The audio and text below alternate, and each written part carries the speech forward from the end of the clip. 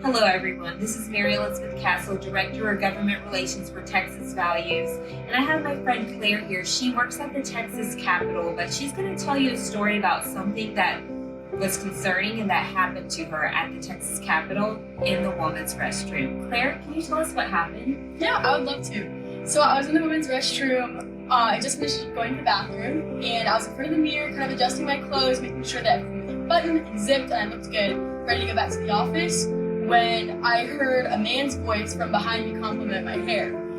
And we kind of had a conversation about him wanting to grow his hair out more, basically. And then I left the bathroom feeling very uncomfortable, and when it happened, I was surprised. I was a little bit amused at the surprise of it all, but the overall gut feeling that I had was a very uncomfortable experience. And so I went back to our office, and I told our chief of staff and our representative about what had happened, and they were very outraged that a man was allowed to be in the women's restroom, and it went back to like the intrinsic value. That's wrong. It's a very vulnerable space. Like, I was making sure that my clothes were all adjusted, and I had a man compliment me from behind, so that was very uncomfortable. But I was so thankful that I had people that knew what to do, that were willing to stand up for me and to defend me. And I want there to be a policy of some sort so that if this happens to someone else, they can go back to that policy and have something that will defend them, where there was no policy where I was, but I had people that defended me, but no policy.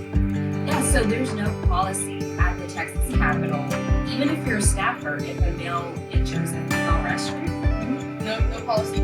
Wow, that's why it's so important that we do have some sort of law to protect women. You know, you think at the Texas Capitol, and Representative Amy Hopper mentioned this, that would be the safest place for a woman to visit and use a restroom. But sadly, it's not. And this is not just happening at the Texas Capitol, it's happening at private gyms, it's happening at public restrooms all over the place. And that's why it's so important we have laws in our state to protect young women like Claire and young women like myself, to keep men out of our restrooms. So that's why it's very important that Representative Valoree Swanson does have her bill HB 239. And Representative Troxclair has her bill, What is a Woman Bill, which would define woman in state law to make sure that you can't change on important documents your biological sex, and make it very clear on what is a man and what is a woman. So this legislation is very important to protect all women in the state of Texas, and that's why we need to get it passed. We need everyone to tell their